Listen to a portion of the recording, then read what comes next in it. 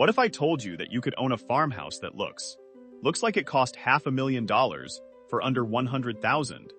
No? This isn't clickbait. Stick with me, because today, I'm breaking down the exact design tricks, materials, and building methods that let regular people build jaw-dropping rustic farmhouses for a fraction of what you'd expect. Shiplap walls, vaulted ceilings, wraparound porches, barn doors, the kind of homes you'd see tagged luxury farmhouse on Pinterest, except the price tag is a tenth of what people assume. By the end of this video, you'll know exactly which builds give you the most wow per dollar, the materials pros use to fake an expensive look on a budget, and the #1 mistake that makes a cheap farmhouse actually look cheap. I'm saving the most jaw-dropping build for last, so don't go anywhere. Before we get into it, if you're into budget-friendly homes, off-grid living, or just love watching dream houses get built for less, hit that subscribe button right now and drop a comment telling me, would you actually live in a small farmhouse, or do you need more space? I read every single one. Okay, let's get into it. Segment 1. Why farmhouses are having a moment. Rustic farmhouse style has taken over home design for one simple reason. It looks warm, expensive, and timeless, but it's actually one of the cheapest aesthetics to pull off well. Why? Because the whole style is built around simplicity. Clean lines, open layouts, natural materials, no fancy crown molding, no imported marble, just wood, metal, and good lighting. That means the expensive look isn't coming from luxury price tags, it's coming from smart design choices. And that's exactly what we're unpacking today. Segment 2. The budget formula. What actually keeps costs down? Before we look at specific builds, you need to understand the formula, because once you see it, you'll start noticing it everywhere. Number 1. Footprint size. To keep it under that $100,000 mark today, most of these builds stay in the 400 to 800 square foot range. Builders consistently point out that keeping the footprint compact is the easiest way to control material costs. Number 2. Shape. A single rectangular volume. No weird angles, no wings, no complicated roof lines. Cuts down labor time dramatically. Add a small front porch for charm, and you've got farmhouse character without farmhouse pricing. Number 3. Single story. No stairs, no extra structural support needed. And it's more accessible too. Number 4. Open concept. Combining the kitchen, living, and dining area into one great room does double duty. It saves on interior walls and creates that cozy, expansive farmhouse feel everyone's chasing. Number 5. Materials. This is where the magic really happens, so let's slow down here for a second. Segment 3. The material tricks that fake expensive. Here's something most people don't realize. A lot of the luxury look in farmhouse design comes from materials that mimic the real thing at a fraction of the price. Take wood beams. Real, reclaimed timber beams look incredible, but they're heavy and pricey. So a lot of budget builds use faux wood beams made from high-density polyurethane, running somewhere in the $70 to $150 range each, compared to $400 or more for massive real timber. From a few feet away, almost nobody can tell the difference. Same logic applies to accent walls. Instead of buying premium authentic reclaimed barnwood, which has become a pricier commodity itself, budget builders lean on reclaimed look MDF shiplap or lightweight peel and stick planks. That runs in the $3 to $5 per square foot range, giving you that weathered rustic texture without the boutique price tag. Then there's metal roofing, durable, low maintenance, and visually striking against white or cream siding, which is exactly the look that screams modern farmhouse in every home design feed right now. Put these together: faux beams, reclaimed look wood accents, metal roofing, simple shapes, and you get a home that photographs like a six-figure dream build, even though the actual costs stayed lean.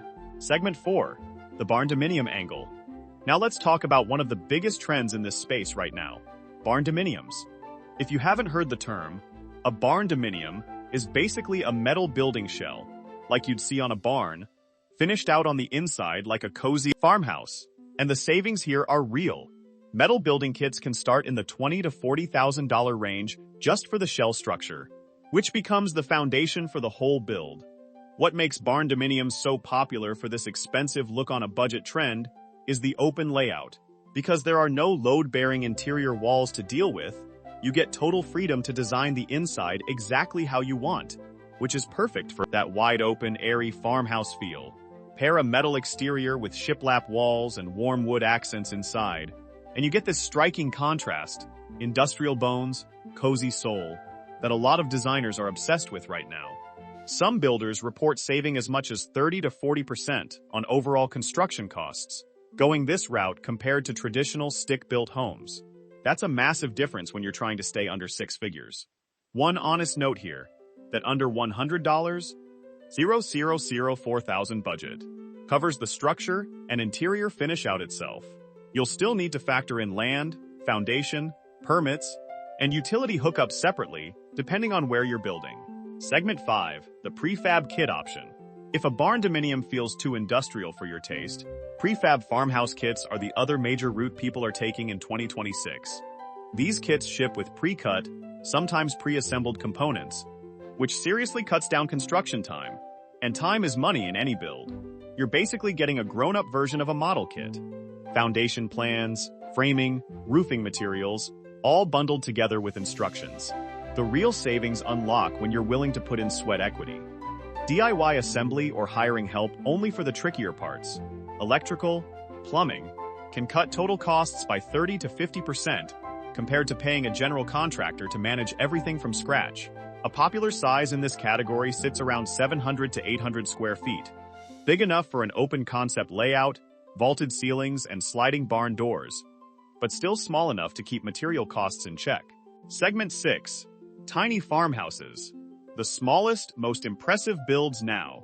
Here's where things get really fun, because some of the most jaw-dropping, looks-expensive transformations come from the smallest builds on this list.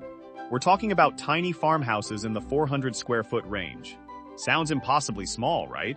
But here's the trick. Loft bedrooms accessed by storage stairs, fold-down tables in the kitchen, vaulted ceilings to create visual height, and big windows that flood the space with natural light.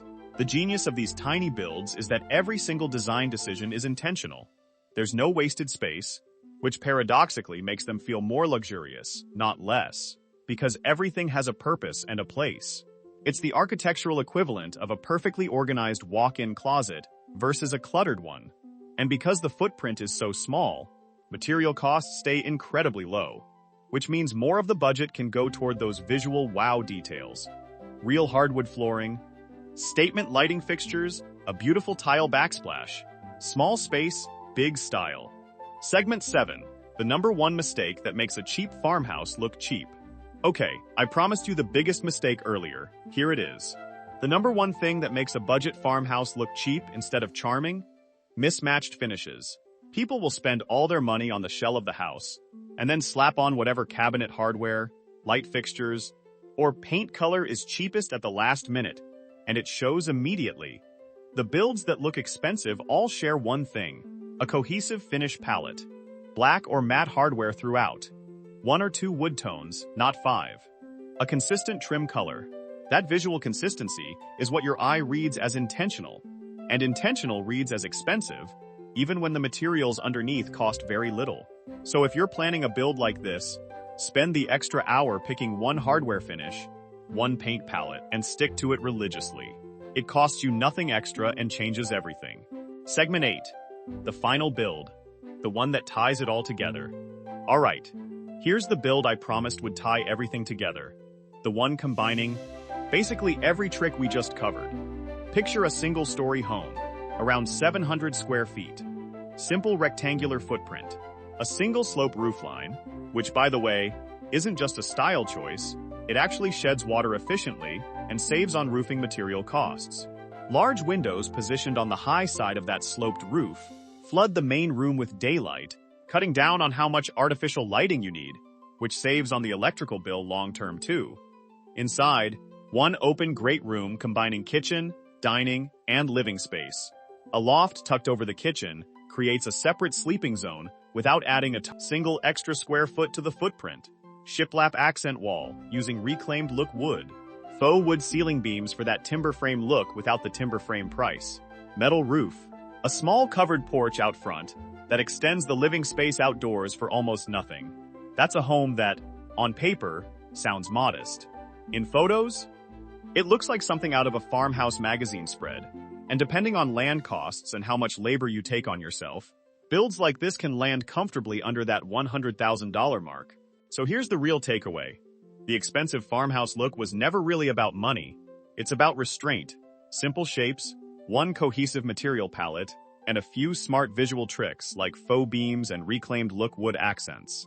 Small footprint, big personality. If this video helped you see budget farmhouse building differently, smash that like button. It genuinely helps this video reach more people who love it too. Subscribe if you want more breakdowns like this on affordable home design and small space living.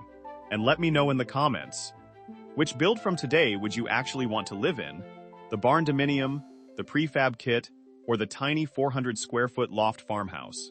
Thanks for watching till the end. I've got more budget dream home breakdowns coming, so stick around. See you in the next one.